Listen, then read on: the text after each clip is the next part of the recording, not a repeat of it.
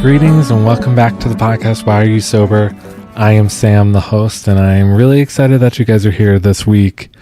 I had the pleasure of being able to interview this guy named Zachary, and he had a really phenomenal story. I am, as always, very excited to share it with you all. Zachary also, like a lot of the stories I've been sharing out here recently, did not get sober through a support group. And again, I really love hearing those stories because, you know, we don't really get to hear those stories when we do get sober through a support group. Especially, I know for myself, without doing my recovery through a support group, I don't think I would have been able to do it, like, at all. So hearing the stories of these last few people has just been really encouraging to me about how amazing humans are and how we are amazing at recovery and how our bodies are really and truly made to heal. And these stories of people who are able to do that in these different ways has just been so encouraging to me. So I'm super excited, as always, to share Zachary's story with you now. And if you want to get in touch with me, again, just go to the show notes because all of the ways of getting in touch with me are there. And I hope you enjoy it. So, good and gracious friend, grant us the serenity to accept the things we cannot change, the courage to change the things we can, and the wisdom to know the difference. Amen. For doing this. Yeah, no. Thanks for doing what you're doing, man. Yeah, and I'm super sorry about last week, man. I'm usually a lot better than that. Oh, it's all good, man. Yeah. It's life happens, man. Yeah. Yeah, it's been a crazy ride, having to still being recovering from the hurricane. But I mean, we're grateful that our house and everything is fine. So, you know. Yeah, we have tornadoes here, but hurricanes and the other natural disasters that we don't experience. Can't imagine what going through one of those would be like. So where do you live? I live DFW, Dallas Fort Worth. Right in the middle. Okay. I'm in Arlington. Me and my wife just bought a house out here. Ooh, congratulations! Early last year. So thank you. Yeah, we moved from Dallas. Lived in Dallas for a while. It was time to head out to the burbs. Cool. Yeah, totally get it. I lived in Tampa, Florida for a while and finally moved to the mountains of North Carolina because I just got sick of urban life. So, yeah, it wears on you for sure. Yeah. It definitely wears on you. Yeah. So, Zach, what is it Zach or Zachary? What do you prefer? So weirdly enough, the older I get, the more I've welcomed Zachary. I think when I was younger, when I was a kid, it was always Zachary for some reason was not cool, you know? And so now that I've gotten a little older, I introduce myself more as Zachary, but honestly, either is fine. Awesome. Okay. So, Zachary, what is your primary addiction? Alcohol. Okay. Interestingly enough, and I've kind of listened to, you know, some of your other podcasts, you know, and kind of like we've talked before, you know, never been a part of any sort of program, and so kind of talking to some friends that I know that have been a part of programs at some point during my sobriety. I remember kind of asking, because I was kind of, you know, going through my sobriety, and this question came up in my mind of, you know, am I an addict? You know, and you know, at this point, it honestly doesn't make a difference to me one way or another. But I really don't know that I ever identified as an actual having like a real physical addiction to alcohol. It was really just alcohol was destroying my mental health. Okay. You know what I mean? Yeah. And so, you know, some friends have shared with me, you know, some people come in there and, you know, hey, I have a drinking problem, or hey, I'm an alcoholic, whatever the case may be. But, you know, from my understanding, there is in some folks a difference, and whether or not they're, you know, an alcoholic, have a physical addiction to it, or they just have a problem with drinking, right? And so, yeah, it was just alcohol was just completely just destroying my mental health. And I kind of say that too, just because getting sober wasn't by any means easy, but I do have friends that to this day are struggling with alcoholism and being sober, and everyone's different, and I just kind of look at how my journey was, and it felt a little bit easier to get sober than what I've witnessed in others. And so, I think there's a little bit of that, physical addiction that I didn't necessarily have, that some people have developed to alcohol. But without a doubt, a lot of the similarities between those who identify as an alcoholic, an addict, I definitely suffered from some of those things. So. Yeah, that's really astute of you to be able to make that difference between different types of struggles. I guess is the best thing to say, because I think that is really true. In a support group meeting that I had been in, I remember hearing this woman's story who said that she used to come home every night and she would have two cocktails. Like she would just make two little low balls of them, and that would be it. But she suddenly realized one day in her life that she was like, I just didn't want to stop. And she was like, so she also kind of went along those lines of like, I don't think I was an addict, but I definitely just didn't want to do it anymore, and I was having problems with that. So yeah. So yeah, and I think go ahead. No, you go ahead. Yeah. I was just gonna say, and I think part of understanding that, having my own self-awareness to that, was really important for me, because at the end of the day, as I'm sure with many people who struggle with addiction, at the end of the day, alcohol wasn't necessarily my problem, right? Like, alcohol was a means to numb and suppress and to cope. Basically continue down a very destructive path. But at the core of it, alcohol wasn't necessarily my issue. I had some much deeper roots to the problems I was experiencing, and alcohol was just really masking and exacerbating those things. Yeah, it's one of the best coping mechanisms, and easiest, and also most recognized by people as totally do that coping mechanism, use it. Socially acceptable, exactly. In the U.S., you turn 21, you can go get it just about anywhere, and yeah. So Zachary, take me back to your childhood and growing up. What was that like for you?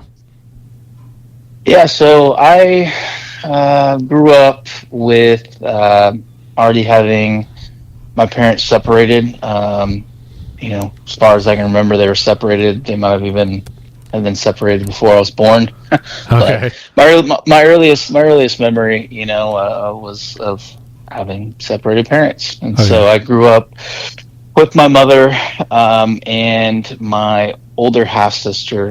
We had the same mother, different father, and she was about 8 or so years older than I was. I am, and for the most part, like anyone who experiences trauma, right? There's often so many things that are discovered and dots connected, and this level of understanding of things that you don't really acquire until probably much later in life, and once you start processing those traumas, right? And so as an adult now, looking back, I recognize that there's a lot of emotional trauma I experienced. By the time I was 7, 8, 9 years old. My older sister, she was a teenager, going through her teenager thing, right? And so her and my mother, there was a lot of nothing physical, but a lot of verbal fighting, arguing, things of that nature. And I've kind of recognized therapy and kind of just reprocessing some of that. It's like I had remembered this one point in time where I was just like, so like, I'm 6, 7, 8 years old. I'm a child. And I just remember being um, just so overwhelmed and so upset by this fighting, this arguing that I think I like grabbed like a knife in the kitchen, and I was just like, hey, if you guys like don't stop, like I'm gonna hurt myself. Like Oh wow.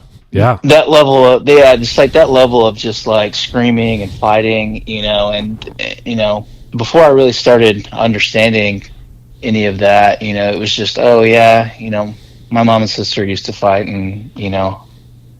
it upset me. Whereas like now it's like, no, like that's 2000% like not normal. Like that's trauma, right? Yeah.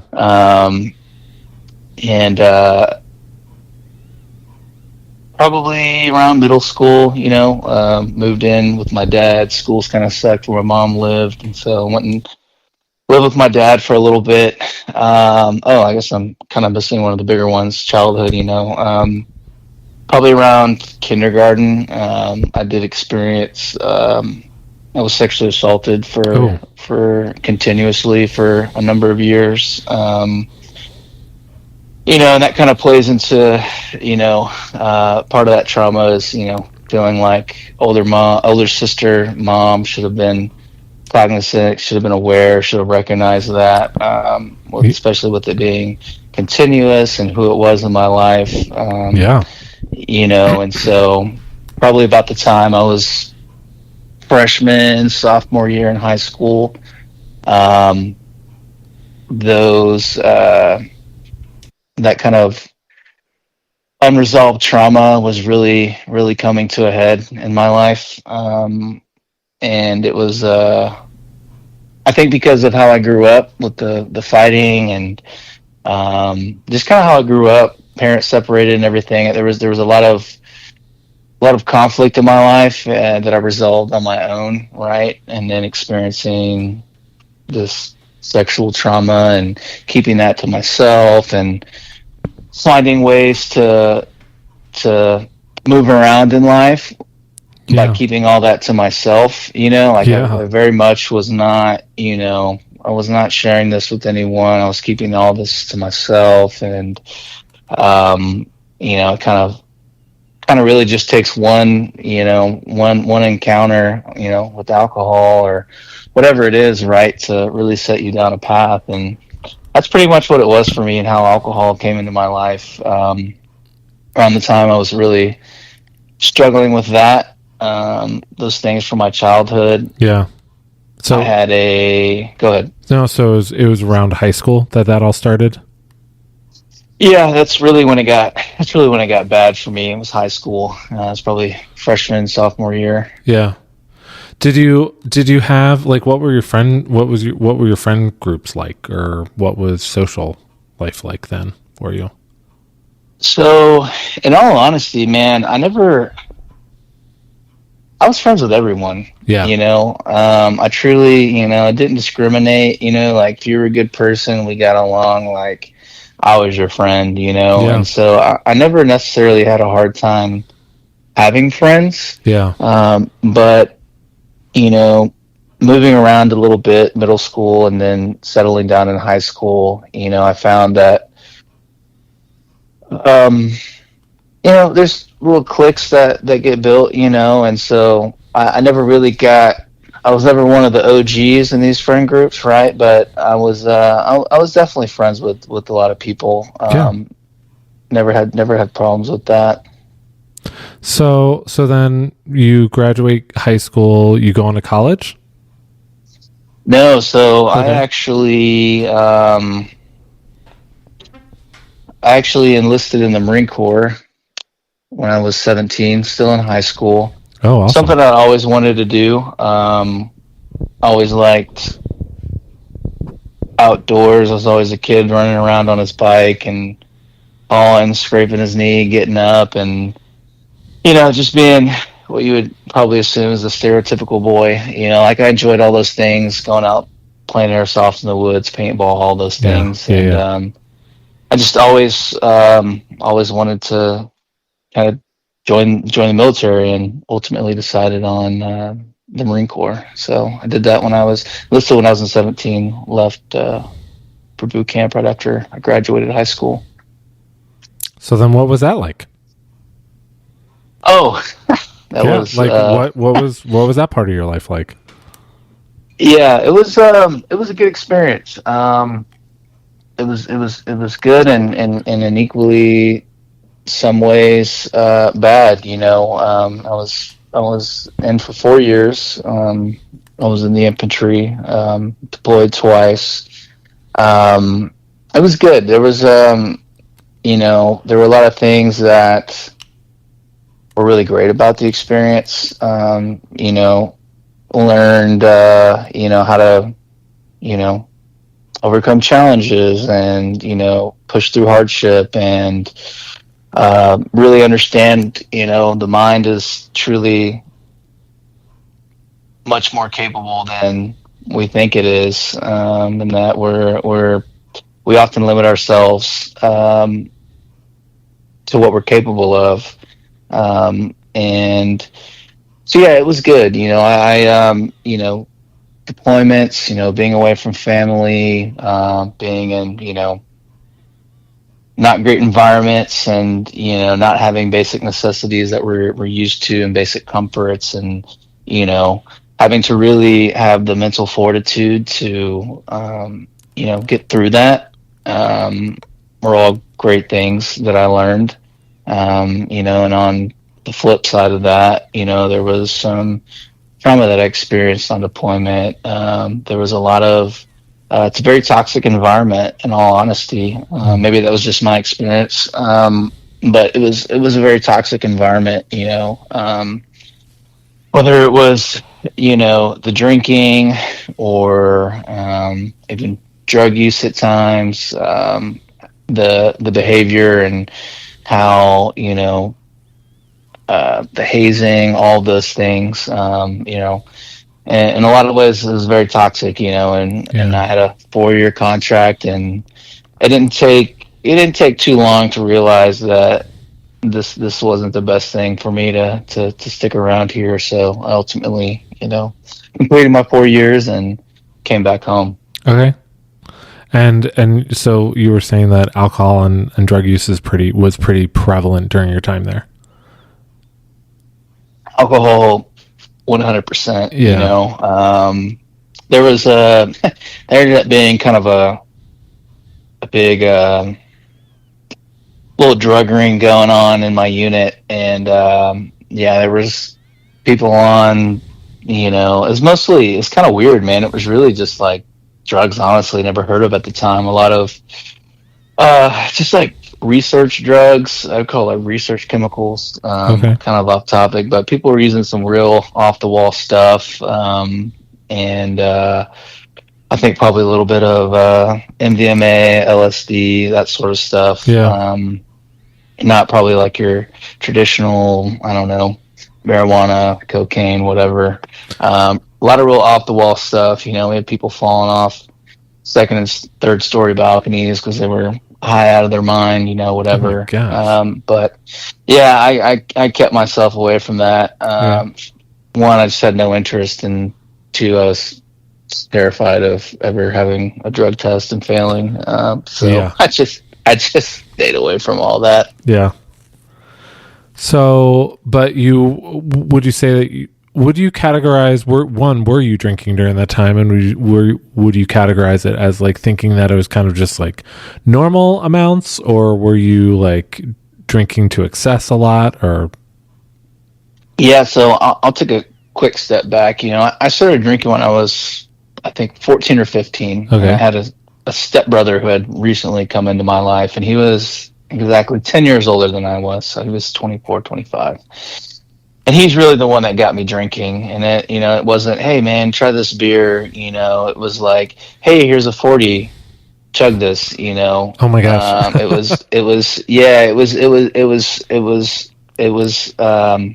it was very much, and once it was almost like, he was progressing me, right? Like, all right, you can handle a couple 40s. Like, then he started picking up bottles of whiskey and so on and so forth. And so, through high school, I didn't really go to too many parties, but the ones I would go to, there'd be drinking at, and I was already observing that I was drinking much more than everyone there, and I was seemingly more tolerant of more alcohol.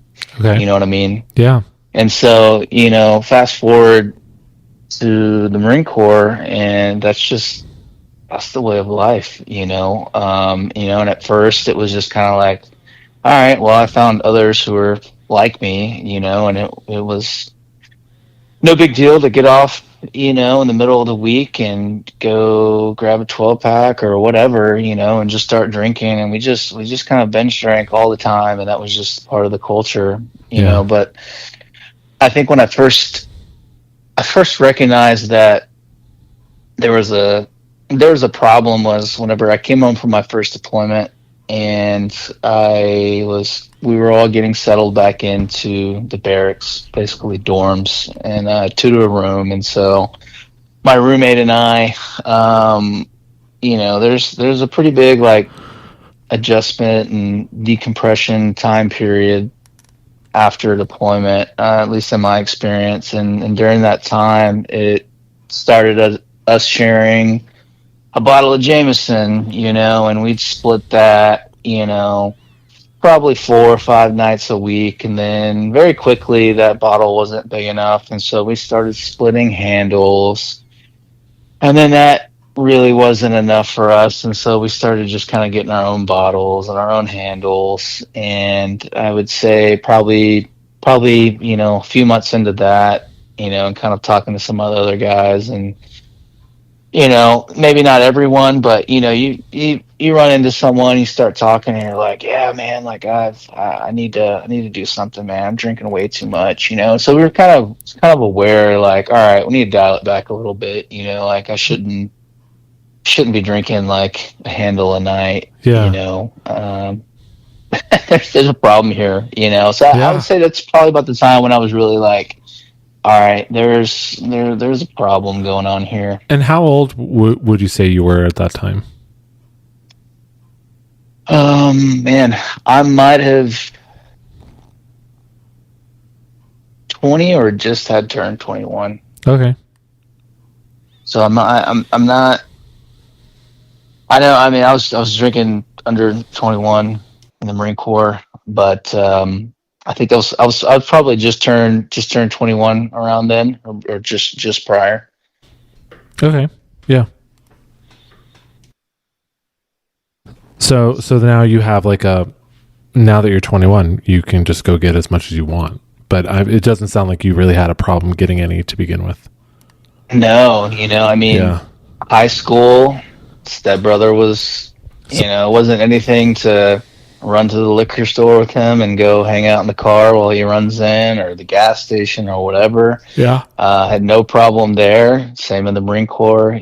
Someone's 21 and they go get booze, and yeah, it was never an issue acquiring it.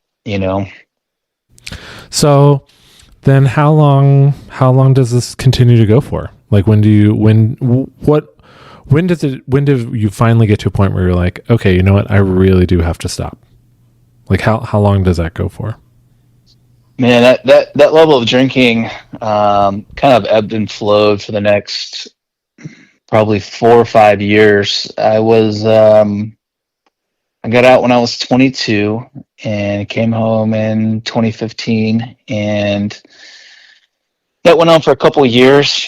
And shortly after I got out of the Marine Corps, I was really recognizing that I was my mental health, like there was something wrong, right? And again, I always keep things to myself and try to as my wife likes to say, I'm very resourceful, right? And so I would try to find different resources, right? And so I began utilizing the VA and trying different things to you know, figure out whatever it is I needed to do to help myself, right? There's so many different things that help people, and it's different for everyone, right? And so um I was probably, I think I was 25 years old, and I had been going to seeing a psychiatrist pretty regularly, and I had ultimately decided that I was willing to try medication for my mental health. I wanted to try to do everything in my power to not go on any sort of medication, Yeah. and when I ultimately started viewing medication as a tool and not necessarily a long-term solution, but more as a tool to help me after I already utilized so many other avenues that were unsuccessful. I began taking SSRIs, and so So what, I was like, go ahead. what avenues had you been trying up until that point?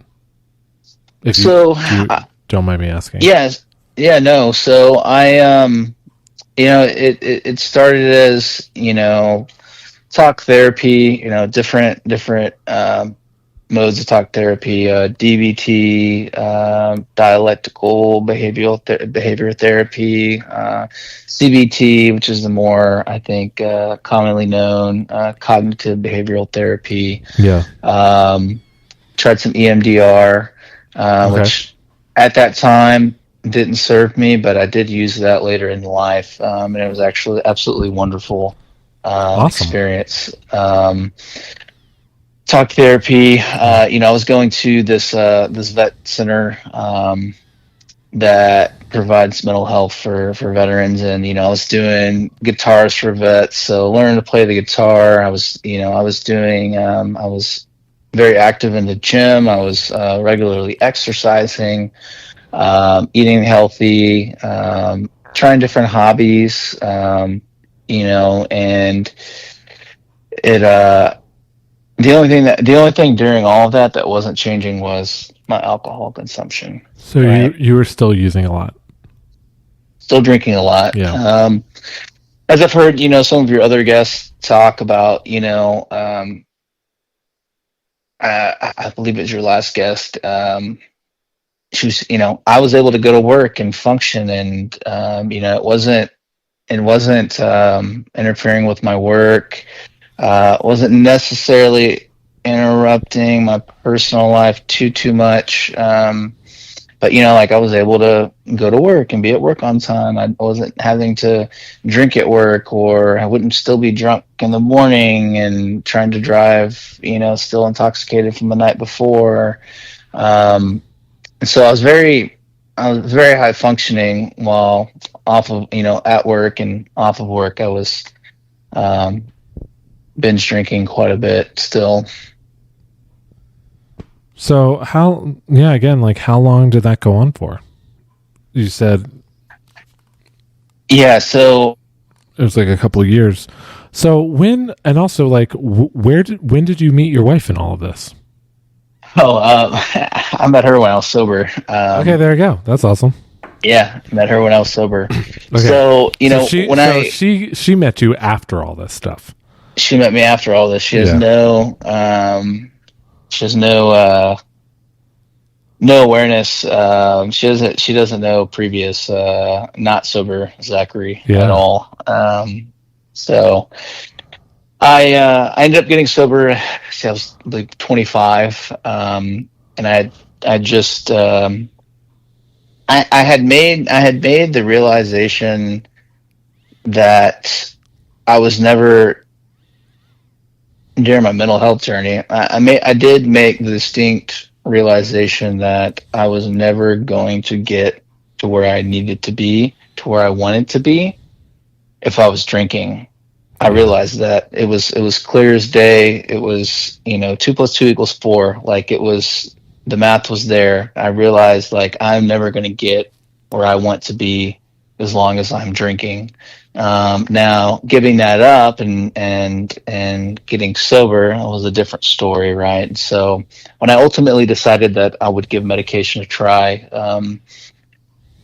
I had kind of read a little bit about this medication and alcohol don't really mix, right?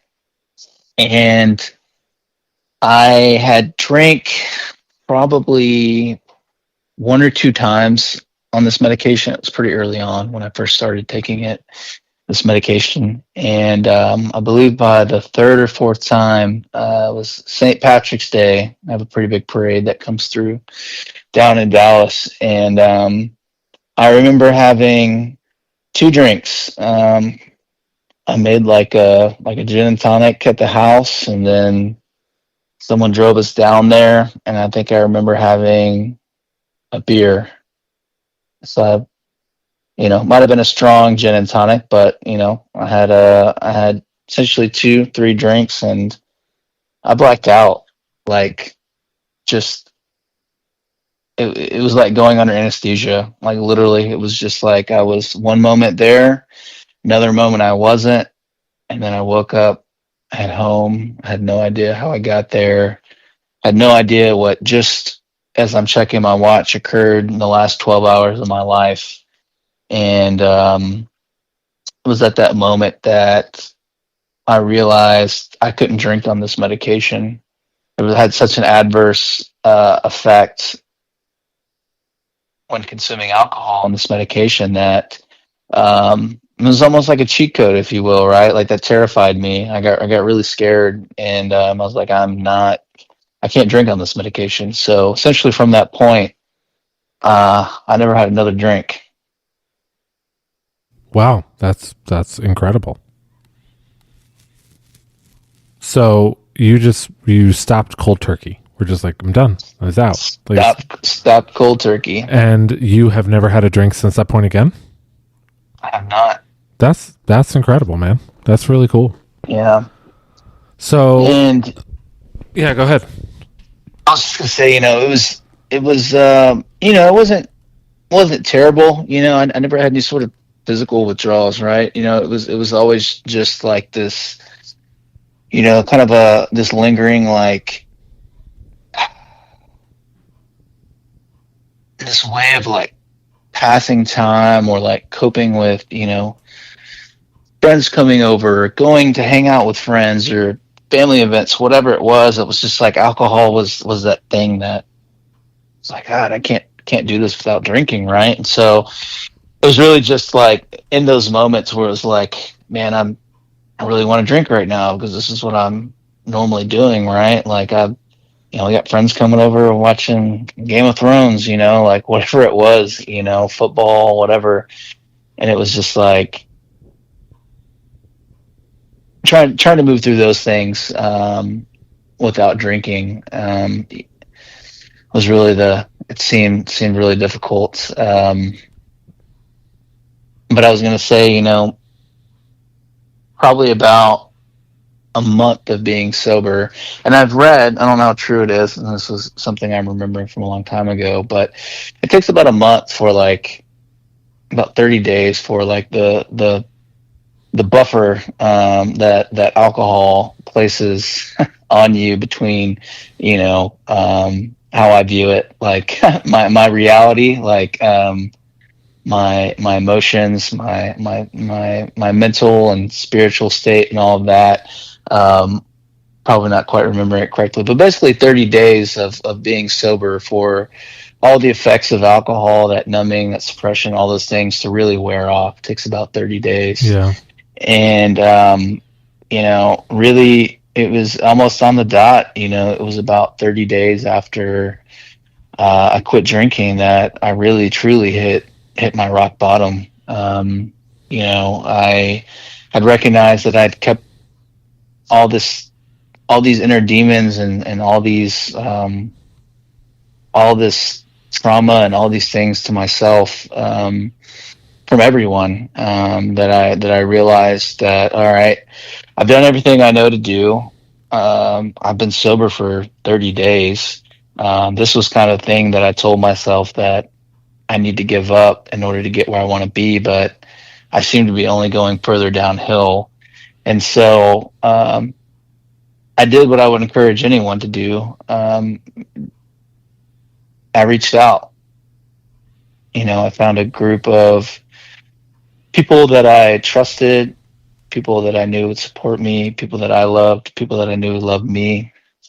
And I reached out to a couple of them and just basically kind of wrote out from start to finish, from start to where I was at that point in my life. And then I needed help and I didn't know what to do. And I had struggled with suicide ideation for a long time, and it was to the point where I was just like, I'm on my last leg here. Like I really don't know what to do, right? And ultimately, those people kind of surprised me with a mental health intervention, if you will, and they all showed up at my apartment and got my roommate in on it. It was one of those people, and they basically said, "Hey, you need to go check yourself in somewhere. We think you need some inpatient treatment. You haven't tried it. We think it'll be really beneficial for you. Your roommate stole your insurance card, so we could figure out where you could go, right? And so we have a list of places, and we have notes on all of them, and we want you to look them over, and we want you to choose one of these places to go, right?" And Wow, that's a lot of love. That is a lot of it's a love. lot of love. Yeah, it was very hard to process. At that point, Yeah, 25 years. getting so much love at one time. I can totally imagine how overwhelming that would be.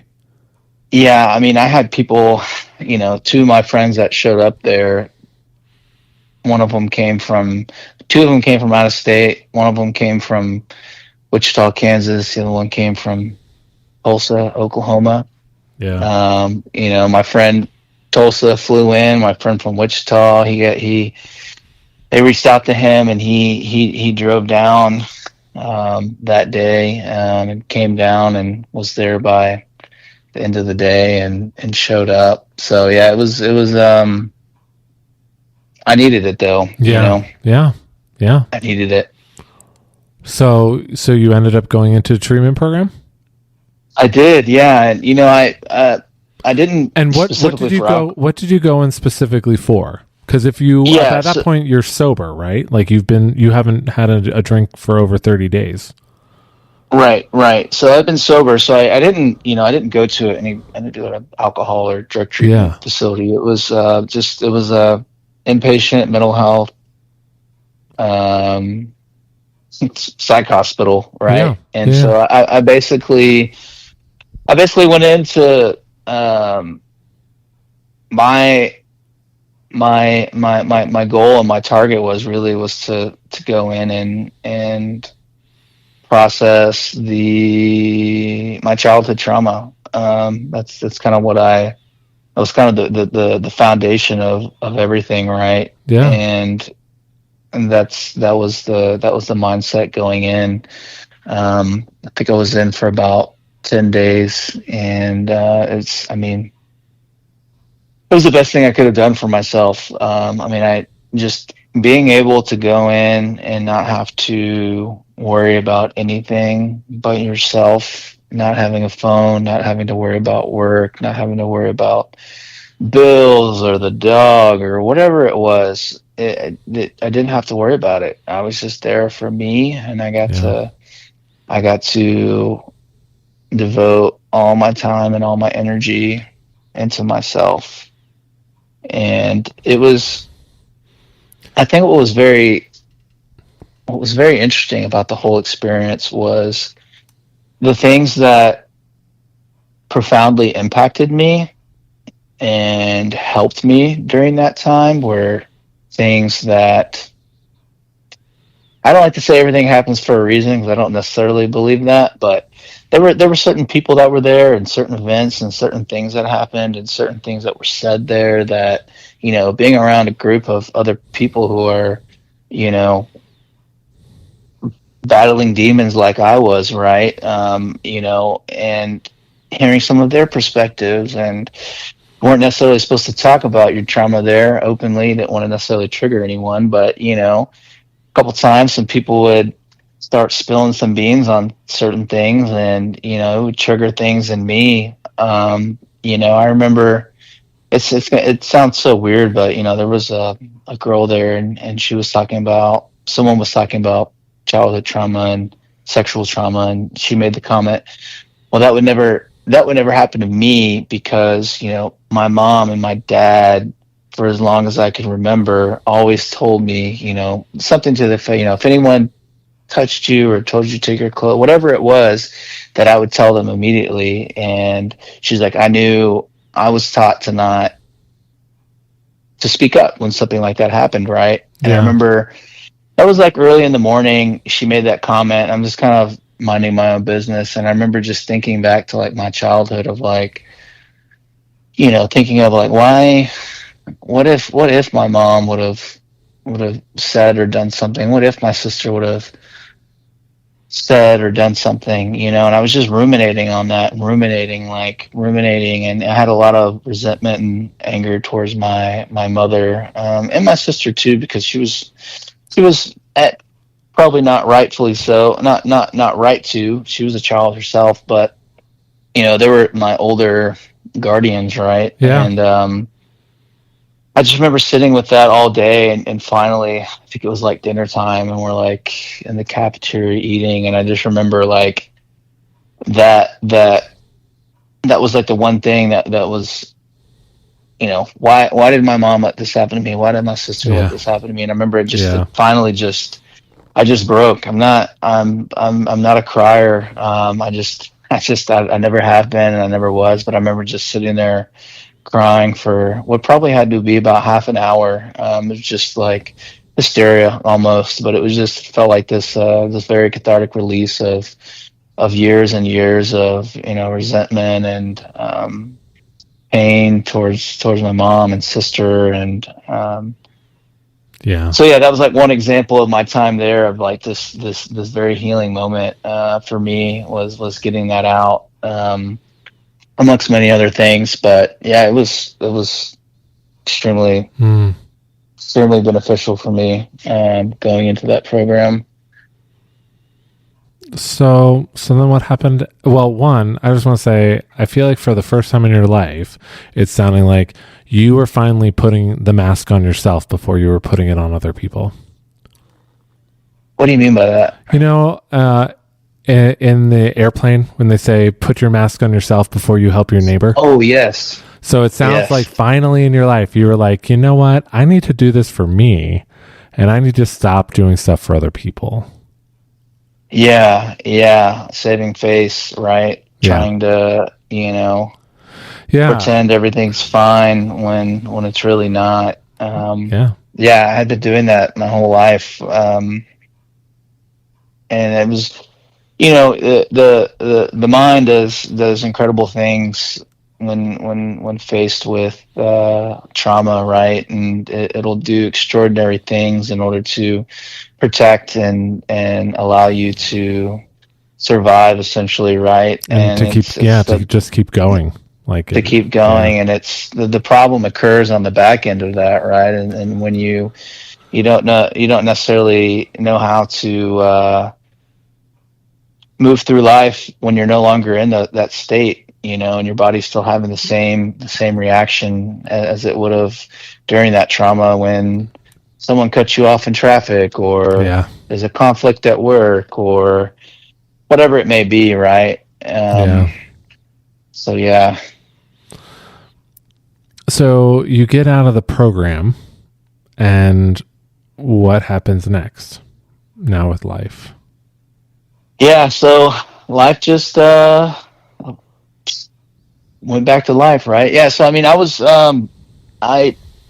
was, I don't say I was already in the maintenance phase of my mental health, but I more or less was. I mean, going into inpatient really did a lot for me, and so I was really just trying to maintain and trying to keep that momentum going, and so I was regularly going to therapy still, maintaining my sobriety, which I have still. It's I was in 2015. I might be wrong on that date. No, not 2015. I got home in 2015. I think it was like 2018 is when I got sober. So, um, you know, a few years later, COVID happens. You know, it's there's been a lot of very very difficult things in my life that I've had to work through since being sober. One of those is pandemic. I heard you talking about that in one of your earlier Yeah. episodes. Being sober during the pandemic was not necessarily easy. No, not at all. um Yeah. it was not easy by any means. I always say that I'm very grateful that my husband and partner just has chosen in his life not to drink, and he had made that Right, choice before meeting me. And so right. it, like, if I definitely think that if I had been single and by myself during the pandemic, it would have been much harder for me than it was. But because he was, like, already there, it was very easy to get through it. So yeah. Yeah, support, others. Surrounding yourself with other people, whether it's your partner or friends or Yeah. whomever, right? That's going to be a positive support for you. It Yeah. really does go a long way. Did for me in my experience. Finally Yeah. sitting down and sharing this, sharing where I was at. I mean, this was all within like a few days that they made this happen. It's just amazing what can really happen when you allow others to help you. Yeah. Yeah. So, yeah, I got out, and I guess shortly before the pandemic, had another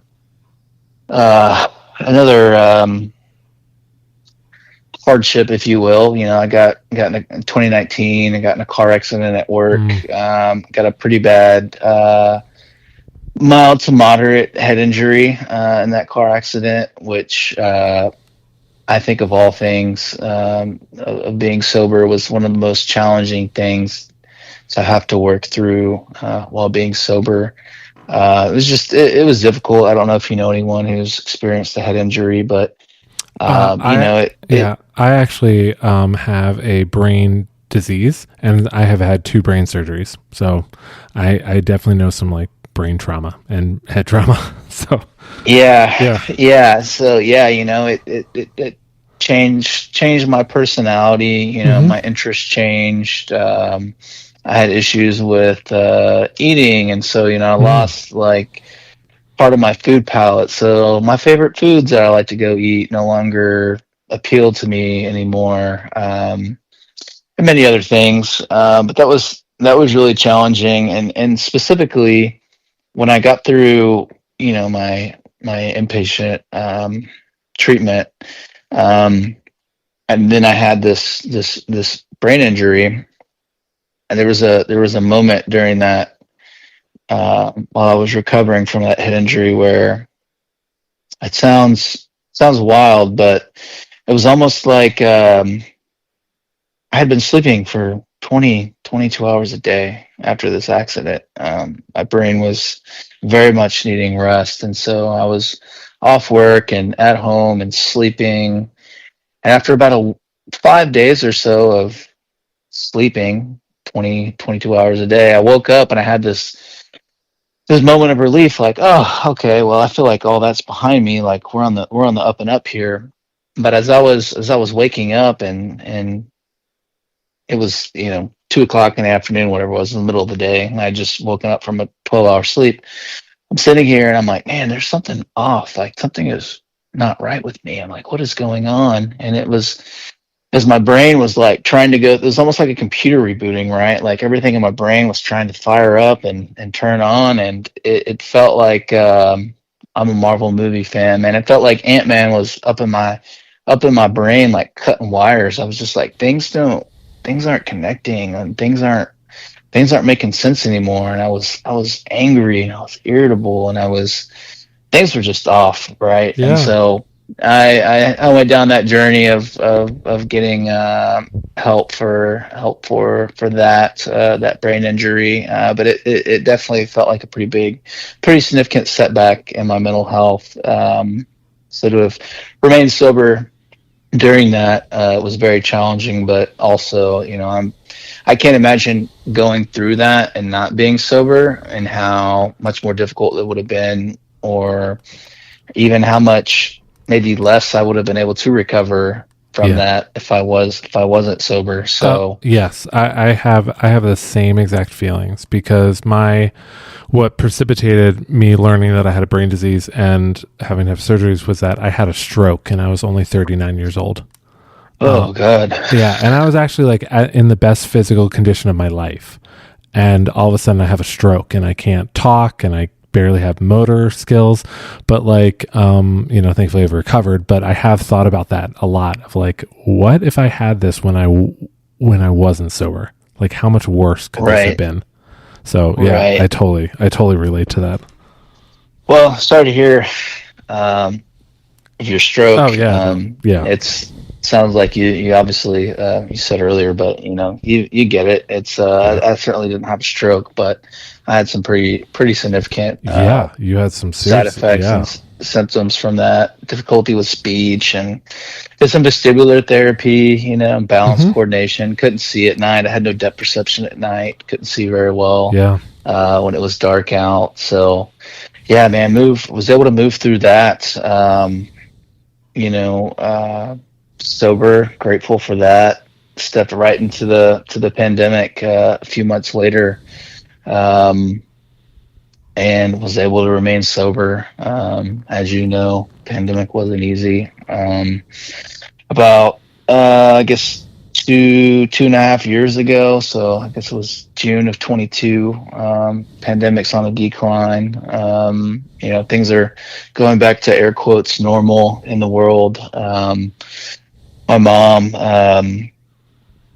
developed was diagnosed with metastatic. Breast cancer. Met- yes, yeah, Yeah, thank you. metastatic breast cancer. Yeah. Yeah, metastatic breast cancer. So breast cancer she had first was first diagnosed with when I was, I think on my first deployment in the Marine Corps. That was another thing. Yeah, my mom, love her to death. She didn't want to tell me, so I came home from my first deployment. My mom's bald, and I'm Oh like, my "What is gosh. going?"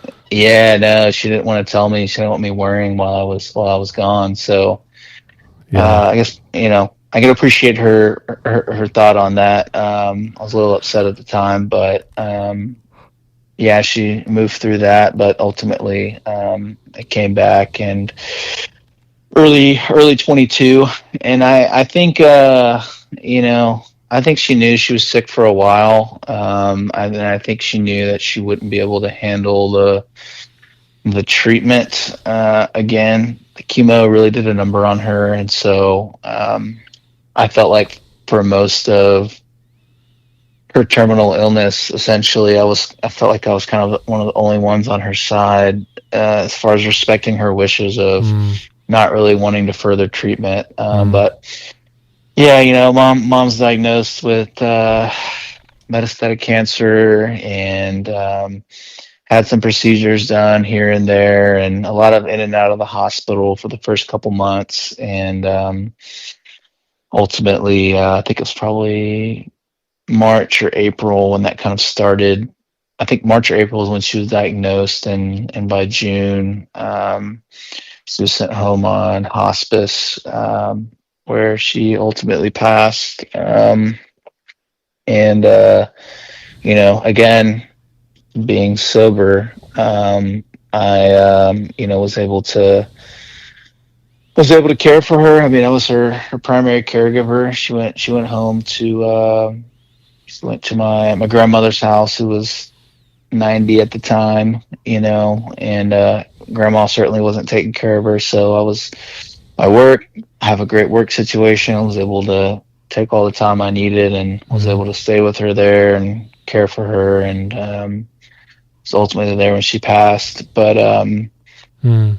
yeah, that was another thing. Probably the most of all the challenges I faced in being sober, I think that was probably the grief was definitely the one thing I think would have been.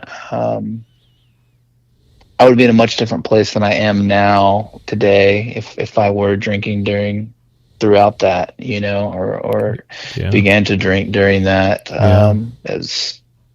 It's someone I think described it to me, or I think it's probably been said before. I don't know, but it's like when I lost my mom, it was like I had this feeling of I'm now part of a really shitty club that no one wants to be in, but those of us who are in it, we're in it together, all right? Mm-hmm. Mm-hmm.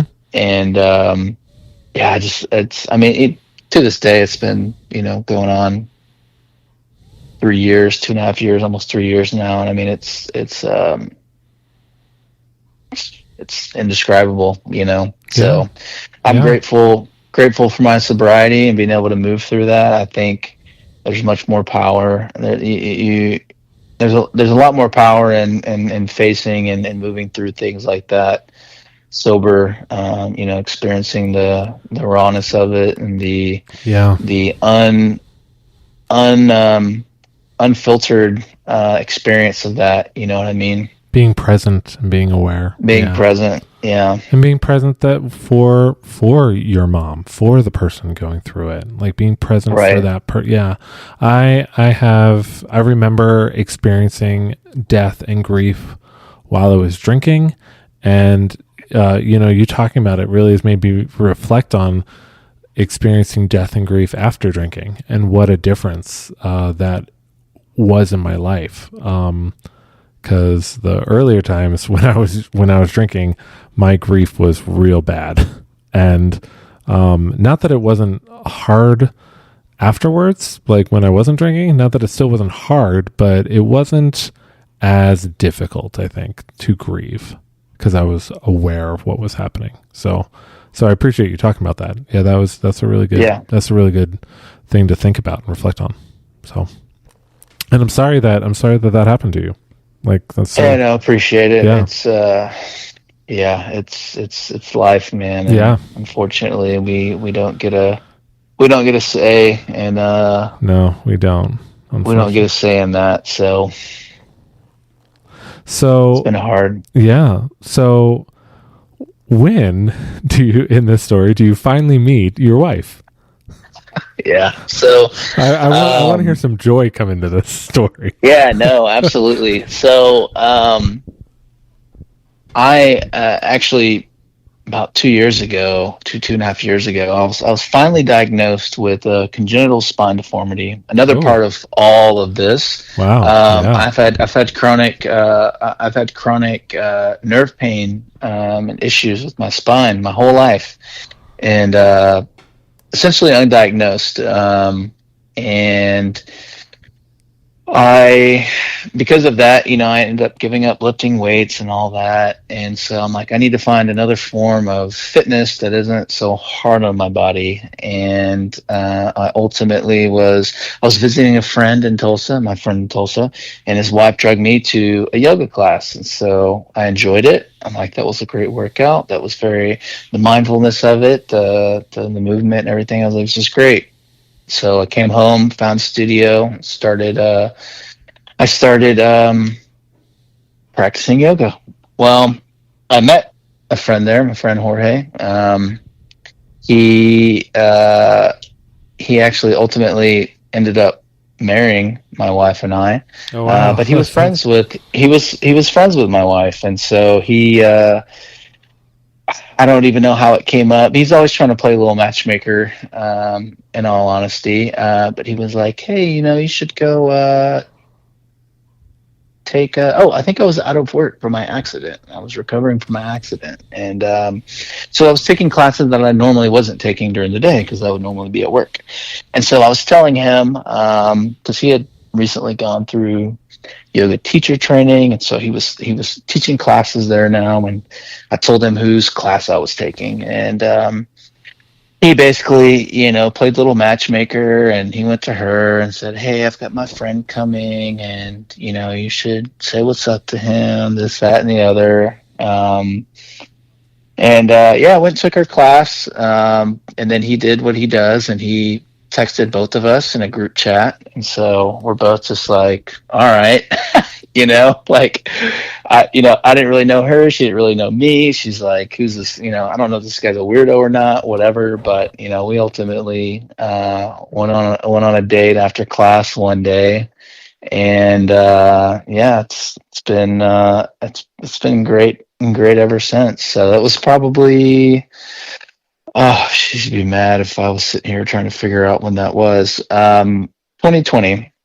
summer of 2020, when we first met. We got married Yeah, during October of COVID. last year. Yeah, during COVID. Yeah, so we're going out, running around with our little face masks on dates everywhere, and That's trying to super go fun. get, yeah, super great. Yeah. And yeah, during COVID, and ultimately moved in together, and started talking about marriage. What does that look like? I've always kind of, in my mind, felt like if I'm going to marry someone, I need to live with them first. If I can live with you, that's going to be a good indicator of our compatibility and whether or not I can be with you forever, right? So we moved in together. Probably lived together for almost 2 years before we got married.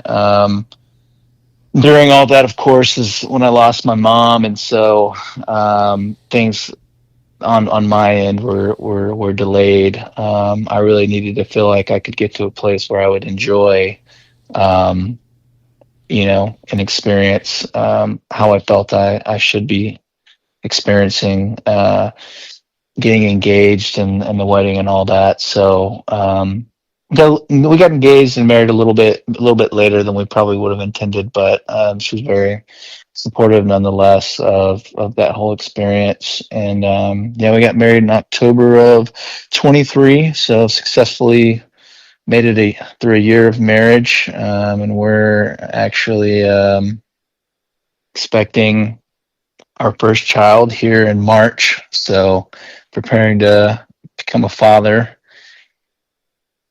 That is And awesome. That's yeah, awesome. I just want to say, reflecting back, it is amazingly present and mindful of you to be like, you know what? I need to get through this experience before I'm bringing on these other experiences. And you being like, I want to be present and aware for when I'm getting engaged and when I'm getting married. And I can't just have that be a thing that's happening during this time. yeah, That's really impressive, man. That's really cool. yeah. Look, I appreciate that, And that you had a partner there who was a partner for you and recognized that and said, okay, like, yeah, and the way that she supported and showed up for me during that time, and even my mother, the going through that experience with her really really solidified the thought of, do I want to spend the rest of my life with you? And going through that, I mean, she left no doubt in my mind that yeah, this is the person that that I need and want in my life. yeah, It was, I mean, I'll forever be grateful for her for that, for how she showed up and how she supported me, and still does, and how she supported me before then. But that was really, I don't want to say a defining moment, but that really just kind of like solidified, you know, where we were. And so yeah, I would say it so. was good. Yeah. Yeah. So Zachary, here is the question. So why are you sober today? Oh man, that's, why am I sober?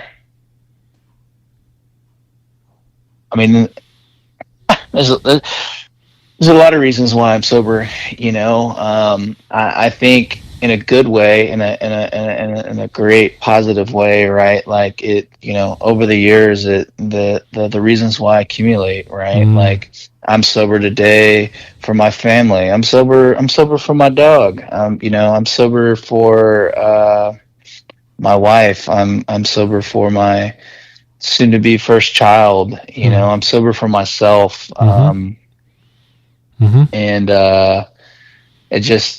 it makes it that much easier when you've got the scale right of, do we drink or do we not drink? Do we stay sober or do we not stay sober? And when you look at what being sober provides me in my life, it significantly outweighs what not being sober does for me. And so the answer is simple, right? But again, it's one day at a time.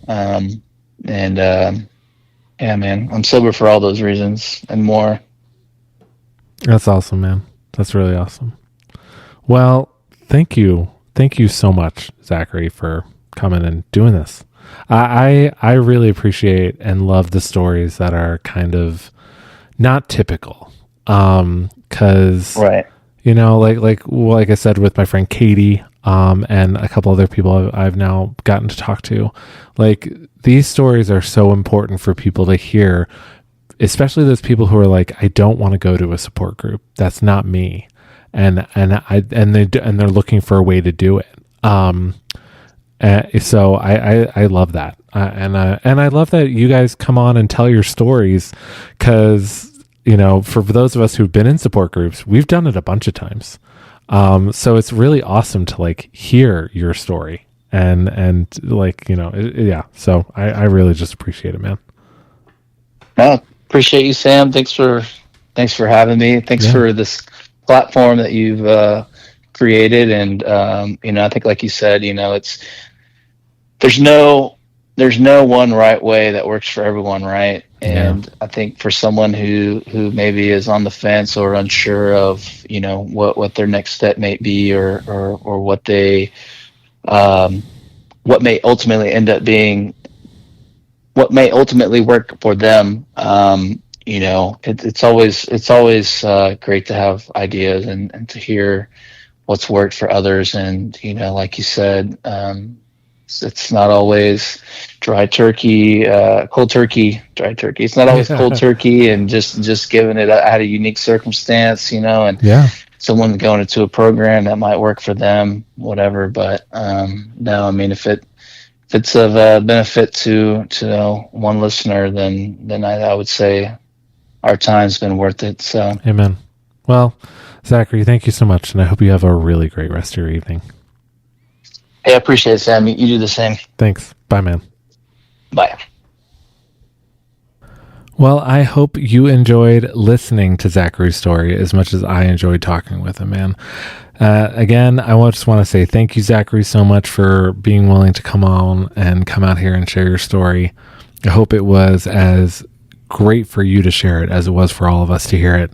So next week, we will have Marcus's story. Again, super excited to share it with you. Marcus's story is a little different, as he is just getting sober again.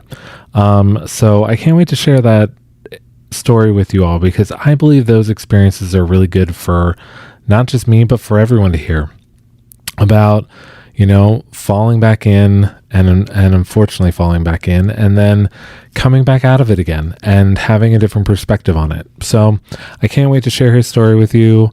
Again, if you need to get in touch with me, just go to the show notes. All of the ways to get in touch with me are there. And I hope you all have a blessed week. Thanks. Bye.